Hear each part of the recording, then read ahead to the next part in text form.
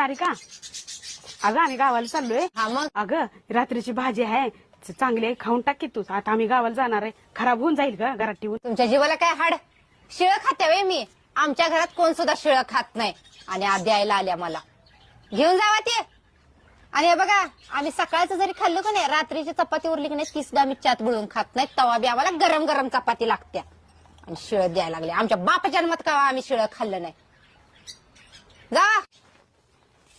अगं बाय, एवढं चांगलं सुक्क मटण ग आता खराब होऊन जाईल. हो, काय आहे? मटण आहे. असू दे की, काय होते शिळ असलं म्हणून काय झालं. हाय हाय, मटणाचं आणतीत का नाही, आता भाकरी कुस्करून खातो. आणि शेजाऱ्याच्या कामाला येते. हा, अन्न वाया घालवायचं नसते. अगं शिळ आहे की. आता त्याला काय होतंय, मटण आहे ना.